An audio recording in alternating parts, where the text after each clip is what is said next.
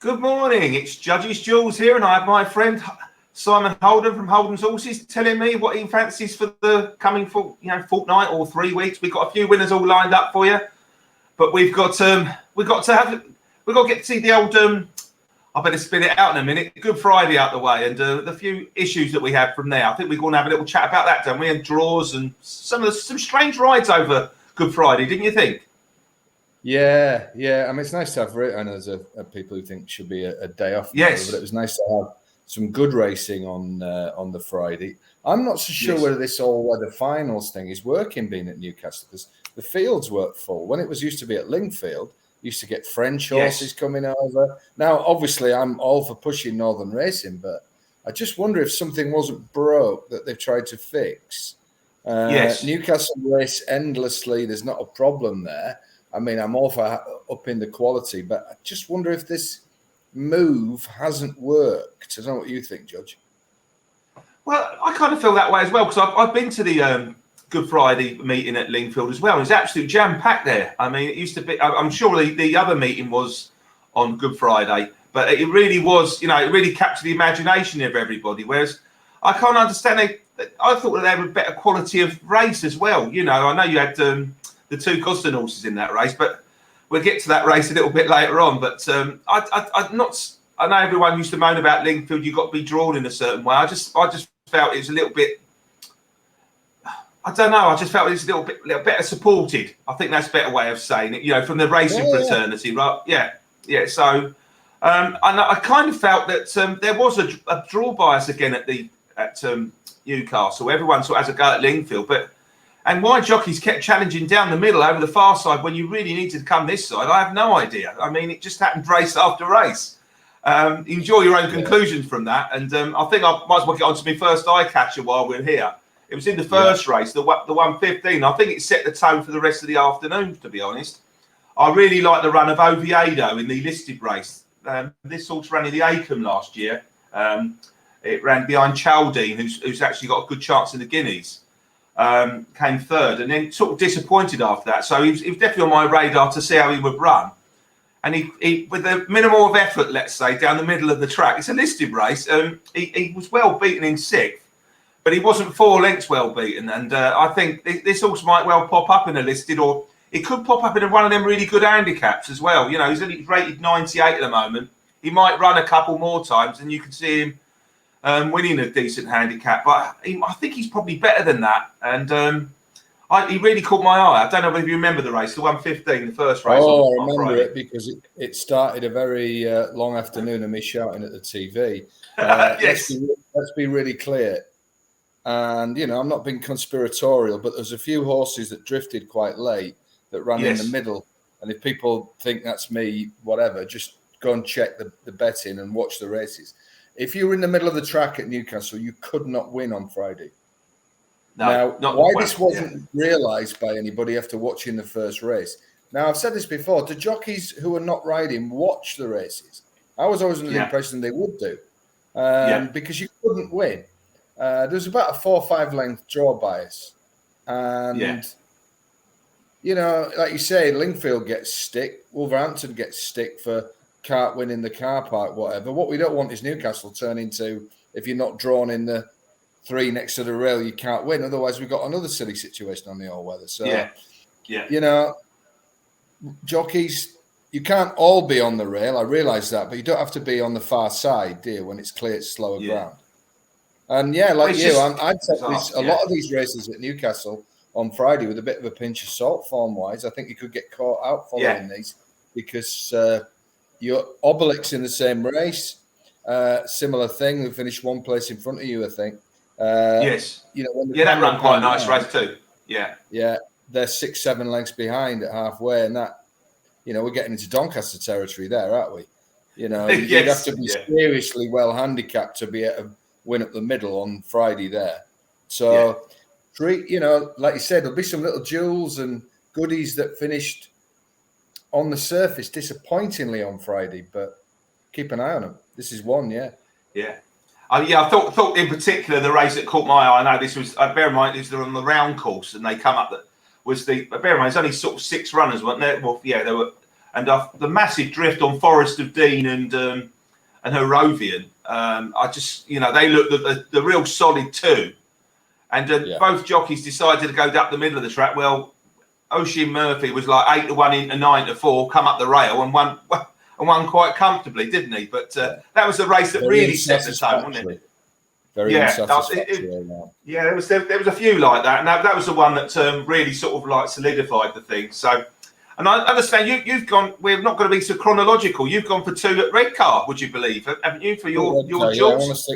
I thought I'd stick to the turf flat, and good idea, really. Yeah.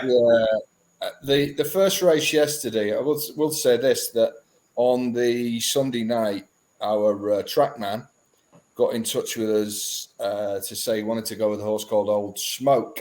At the time was 6-1.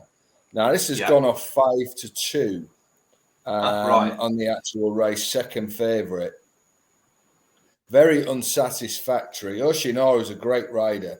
He's gone into, well, I'm going to read what the Racing Post put. In touch with leaders, pushed along over 2 out, waiting for room over 1 out. Soon bumped rival and became unbalanced. In the clear, final furlong, Superwood and main challenge was always held due to earlier manoeuvres. So basically, Freedom Day, who's won, and I've no problem with this. The problem was Oceanor was stuck on the rail. Now Robert Havlin has no God-given right to let him through, and he held his line. I mean, I got a couple of people there and a few people who'd obviously got stuck in saying, "Are you watching this? That'll get overturned." Well, it was never going to get overturned. It looked bad. If you look at the head-on, actually, the one who's made the error is Oceanor trying to smash his way through a gap that wasn't really there. All Havlin done, and look, it's cost me as well as everybody else. All he's done is race ride and say, "No, you're not coming through. It's not a gap." So that was never going to get overturned. But what I will say is Old Smoke, had he had a clear run 2 out, would have been motoring, I think would have won. And I think Freedom Day is a useful type. So for a Class 5 novice at Redcar, I think we've seen a couple of decent horses there. Now, Fahy, whenever these sort of things happen, is one of those trainers who'll get them out quick. So I think Old Smoke goes on soft ground. We've seen he's got beat by a rival that he's at least as good as. Big John Gosden trained Newmarket horse. I think he can mop up. It won't be a great price, but I think he can mop up an early season Northern novice.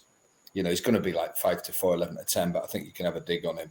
He was very unlucky. It was just one of those things. Oceanor got himself on the best ground, but he got blocked in, and Havlin, the old pro, said, "No, you ain't coming out, son." And by the time he did, it was too late. But Old Smoke is, a surefire winner. And of course, the other thing, with it being so well backed, 6-1 into 5-2, if I was connected with the horse, I would say, look, find us where we're going to go off even money. Don't worry about trying something clever next time out. We want our money back. So I think this is a winner waiting to happen. And I would also get this in your tracker and start looking for it quickly. I think we'll be out in the next 7 to 10 days. I really do. So Old Smoke, a tad unlucky, but one for the tracker.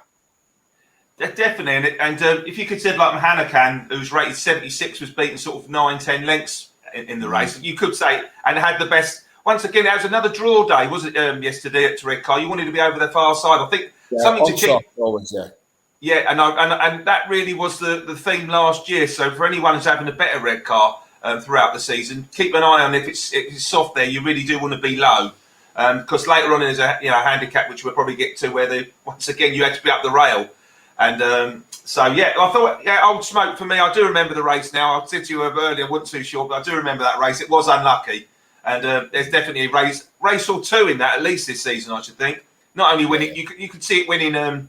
Not just a novice, but probably be some handicaps that definitely be entering later in the year. I should think that'll win maybe 2 or 3 this season. Well done, mate. I like that. I'm going away now from the old Fridays, but I quite like a horse with Friday in the name.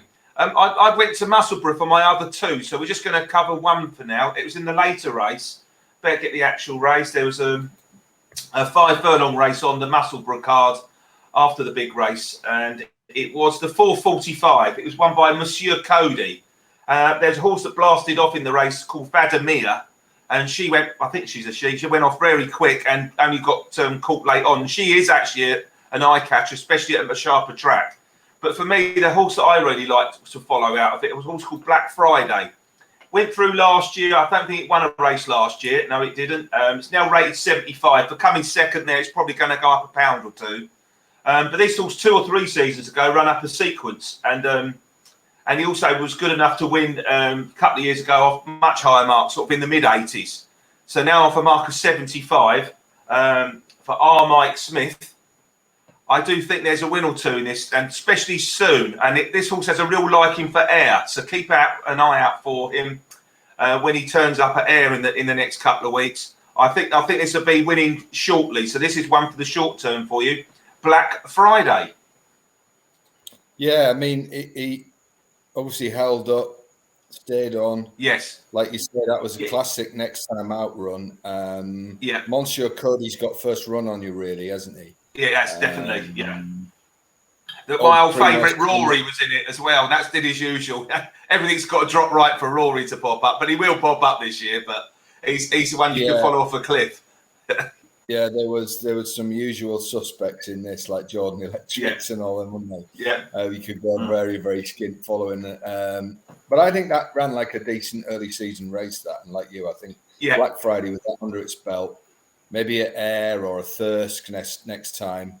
And, no offence to the yard, small yard, probably going to get a bigger price than you should, which is what we're looking for. Yes. I can see that as a classic eye catcher. Yeah, definitely getting in my tracker. Well done, mate. And over to you for Red Car again. Yeah, it's not often you'll see me putting 2 up at Red Car, or even 1. It's quite a good card there yesterday, though, wasn't it? It was indeed. Now, I said that, really, I mean, I should be bemoaning these at all, that poor old Tracky putting one up at 6-2, 11-2, gets done at 5-2. But later on, our VIP clients were on in the 401, which has got to be the silliest race time in history. I know there's a lot of 501. Are you a dart player? Yeah, exactly. Yeah, 9 darts. Yeah. This was a class 3. This is a decent race on soft ground. And our trading room selection for VIP clients was a horse called Danzan at 11-1 each way, Easterby horse. And again, just to explain about trading room, it's not big gambles. It's where we find smart money. So they're not horses that might be 20s into 10s or whatever. They may be, but they're more about the people that are backing them. And this was, one of those molten faces races. Now, David Allen, who I wouldn't say is my favourite jockey, he got the rail. I'll give him that. That's where you wanted to be. He got the rail. In touch with leaders against the far rail. Now, the Racing Post said pushed along 2 out. I didn't see that. I thought the horse was travelling very, very well. He couldn't get... he hung in there. And the problem is, Judge, that's the prime ground. So the 2 horses that were in front of him are not going to give up the prime ground. So when you sit and suffer and think it'll magically open up, it's not going to on a race course where you want to be on the rail. The jockeys are not going to say like, well, I'll come off the rail, the fastest ground, and possibly let something behind through. So that's when a jockey's got to take the medicine and come round. Now, he had a chance 2 out. There was a gap. He would have lost the length. But I believe if he'd taken that, he would have been, at worst, second. He didn't. He hung on. I rather felt he let this race go. And we were on it each way, obviously, so I'm slightly biased. But I thought if you watch the last half furlong and watch David Allen, now he might say the horse had emptied under him. Fair enough. But you watch the riders on the horse called Deputy, Wob, and Maywake, who were around him. And their jockeys were much busier than David Allen. I think this horse is ready to rumble. I thought he would have been second or third with a clear run. I think it's a decent class 3. The winner, the Cookstown Calf, who's a decent horse. You got Darkness on her horse you like with David O'Mara at the second. May Wake's an improver for Richard Fahey that was third. It's got a strong looking feel to it, this race. Danzan loves soft ground, a decent 7. He'll get a brutal stiff 6, he might even get an easy mile, but 7 on a bit of soft ground is perfect for him. He's shown his well-being to me, and while he's in this form, I think they're going to be out at a Thirsk or a Ripon or a Ponty, whatever, or even go back to Redcar. I think he's on a winning mark. I think he's ready to go. I don't know what the thinking was. I don't know whether David Allen thought saving for another day or whatever. But I really think had he ridden this out, he would have been placed yesterday. And I think that's fair. I think we'll get it back on Danzan. I think he's ready to strike. Yeah, I mean, the Tim Easterby stable's been a bit slower to come to hand. I mean, he'll be getting him ready for the first York meeting, you know. So you can imagine it probably wasn't absolutely cherry ripe as well first time out. And like you say, he was a bit of a twicer in his time, old Dan. So he did pop up a couple of times last season, and I can certainly see him doing exactly the same this year. He's certainly sort of also, he definitely will be back in each way. He's bang solid. I actually looked at that race, and I was hoping, please don't let Darkness win, because I must be honest, I had him lined up for a Saturday handicap, and he was the one drawn 1, so he was very favoured by the race conditions, and he just missed out. The obvious one that I could hear them all talking about was Gorak, was drawn in the middle of the track, which had won at Doncaster. Obviously, that was a throw-out run. The horse I kind of liked in the race was Wob Wob Wob. That actually stayed there all the way from down the middle, and I could see him running well next time out as well. But I won't put him up as a jewel, if you like, but I'll definitely put him up as a horse that I think you should be keeping an eye on in that race, because I think once again, if you had a look, it was 1, 4, 8. And then Wob Wob Wob was drawn 11. Then it was 5 and 3, who were the next two home. So he's actually ran against the draw biased in that race, and he did travel down the middle of the track all the way. Whereas everything else pretty much went across to the far rail, which obviously didn't help your horse Danzan. But he wasn't under a full drive, was he? I think it's the best way to say Danzan. That's an understatement of the century, Judge. Yes. We'll leave that at that. There's a couple of also. I'm just going to give honourable mentions, and I know one of them you would like to mention, I'm sure. I thought Granary Queen was given a far too much to do once again. She is a bit of a hostage to her own fortune at Lincoln on Good Friday. And I'm pretty sure you did want to have a quick mention of a horse called Gastronomy, because I looked that race back, and that horse has got beat 7 lengths at Bath on Good Friday, and I don't think that tells a full story. Once again, Bath on Saturday, unusually for Bath, you had to be drawn low over that far side. If you come wide, it didn't do you any good whatsoever. And bearing in mind the first few races suggested you wanted to be over the far rail, it was a bit of a surprise to see David Egan travel 8 wide into the home straight and then further and further wide on a favourite that drifted. We'll leave it at that. I think that was what quite... I would say is, I took Gastronomy, and what I would say is the horse finished full of running, in my view. Yeah, I definitely, bear in mind, I thought that you could say it's the next time out run. He'd already had a run, but I thought there's that horse is going to go off bigger next time on the basis that looks a poor run, and I don't think that told the full story. I thought he's definitely one to keep an eye on, is what I would say. Yeah. And I suppose I better get to my last one. Well, I'm a big fan of sprints, and they're my bread and butter, if you like. And I was obviously keen on the one earlier on, the Friday horse. I kind of like the sprint that Silky Wilkie, which Tomo kept going Silky Wilkie. Hardly mentioned another horse in the race, because it did win very easily by 5 lengths. But two horses, two horses caught my eye in the race. The most obvious one for me has to be Vintage Clarets, another Richard Fahey horse. He had a little barging match with Zarzini as they come out the stalls, and he would be my other one from the race. And then as he went for a gap after missing the break, if you like, he got squeezed out after a furlong or a furlong and a half, and he was last, along with Zarzini, after 2 furlongs. Now, that's not always a bad thing at Musselburgh, but when you've got one that's got on the lead who wins 5 lengths, you watch the race back, Vintage Clarets never got a run, then got a run with about a furlong to go and ran on it a second. This horse is 4 now, so still... He had a bit of a quiet year last year. Didn't run very much, but ran very well twice. It's a very good 2-year-old. Ran to the RPRs of the hundreds.